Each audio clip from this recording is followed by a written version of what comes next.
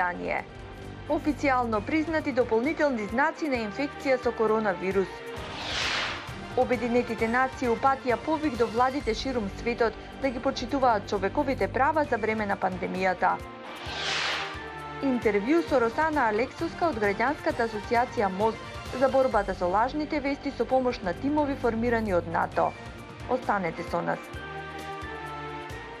Добре дојдовте во најновото издание на Newsflash, гласот на Америка на македонски јазик и оваа седмица на Отворено од центарот на Вашингтон. Јас сум Анита Шијакова, а ова се најновите вести.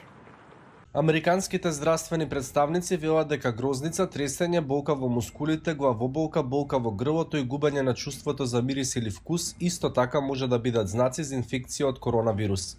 Американските центри за контрола на болести претходно тврдеа дека можните симптоми се покачена температура, тешкоти при дишењето и кашлање. Научниците велат дека симптомите може да се благи или изразени и дека некои луѓе имаат малку или немаат реакции. Проширувањето на листата на симптоми може да помогне повеќе луѓе да бидат тестирани и како резултат на тоа да се утврди дали намалувањето на рестриктивните мерки ќе има влијание на повторно инфицирање, додека државите почнуваат да ги отвораат бизнисите. Високата комесарка за човекови права на Обединетите нации Мишел Бачелет ги повика владите да ги почитуваат правата на граѓаните за време на пандемијата. Во изјавата објавена денеска, таа вели дека човековите права не треба да бидат злоупотребени користејќи го моментот на воведување итни мерки за справување со COVID-19.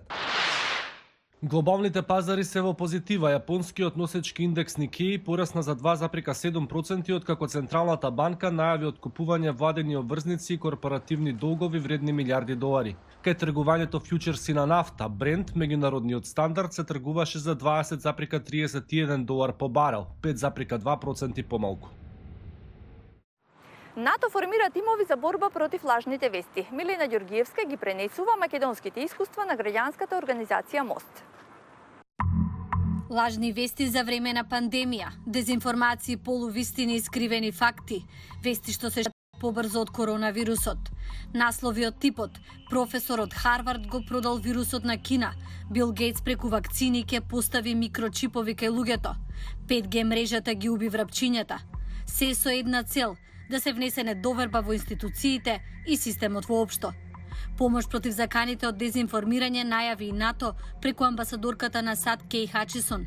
Идејата е да се формира тим кој ќе ги подготвува медиумите да ги одвраќаат ваквите кампањи. За ова и за ризикот од лажните вести борба против лажни вести и наративи на Граѓанската асоциација МОСТ. Северна Македонија, особено со влезот во НАТО и со започнувањето на преговорите за Европската Унија, мора да изгради соодветни механизми на заштита на собствените граѓани од ваквите дезинформативни кампањи. Би можел ли ваков НАТО тим сам да се справува со лажните вести или би биле потребни подлабоки големи реформи во медиумите и генерално?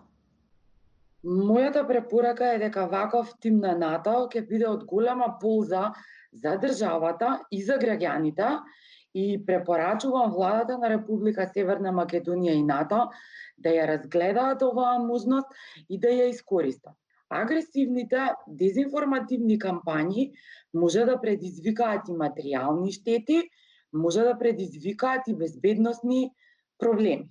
Исто така, она што го забележуваме е борбата на наративите, например, се истакнува или се велича улогата на Русија и на Кина, а се подценува улогата и придонесот на САД, на НАТО, на Европската Унија. Јас би апелирала од овие причини граѓаните да бидат малце потрпеливи, да не слушаат полувистини или половични тврдења и врз база на нив да ги градат своите одлуки.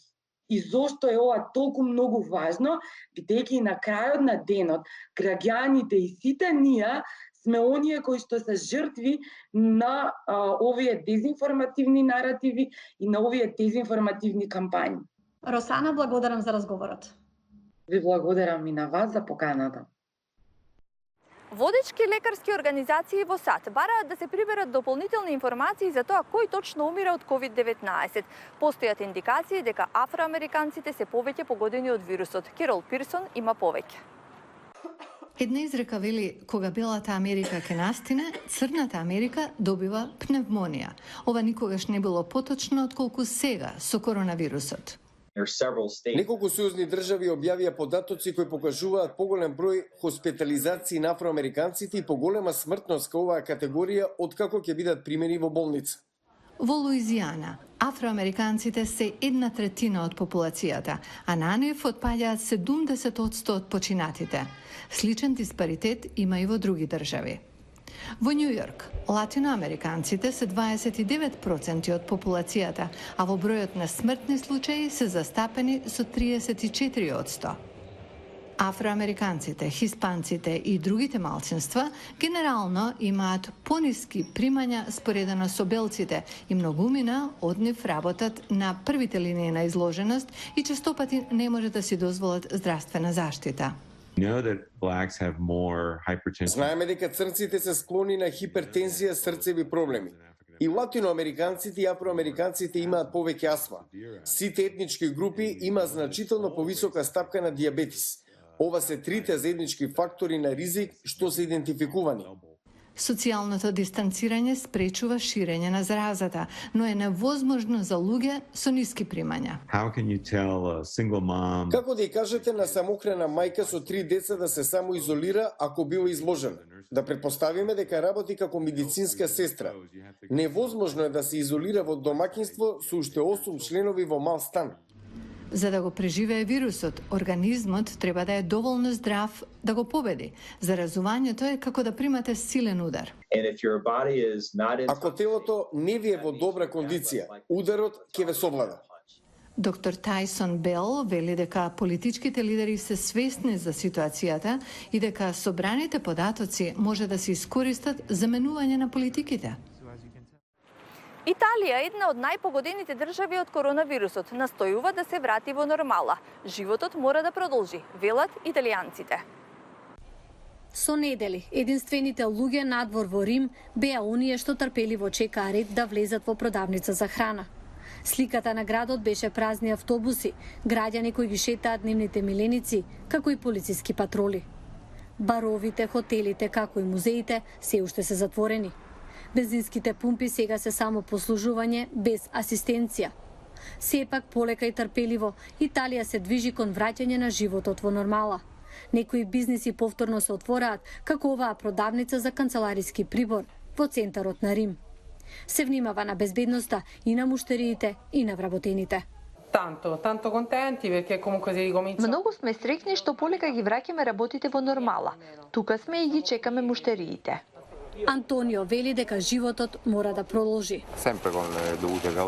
Некои клучни бизниси мора да отворат. Се разбира, потребна е опрема за заштита како маски, ракавици, но и социјално дистанцирање. Емануела вели дека било тешко да го затвори нејзиниот мал бизнис за продажба на облека за деца. Чудно е чувството што само малкумина излегуваат, но порано или подоцна ќе се отвориме. Сето ова на римјаните им наликува на ренесанса, како што се чувствува пролета во воздухот. Многумина од нив сонуваат да одат на плажа, но и покрај доброто време, тоа се уште е далеко од реалноста. Рестрикциите се олабавени за дел од продавниците, но државата останува затворена, а улиците и пицериите во Рим напуштени. Италијанците се многу предпазливи пред втората фаза на отворање на бизнисите. Тие се свесни дека опасноста не е сосема надмината. Вие го гледавте Newsflash на Гласот на Америка на македонски јазик. Гледајте не утре во истото време. Довидување.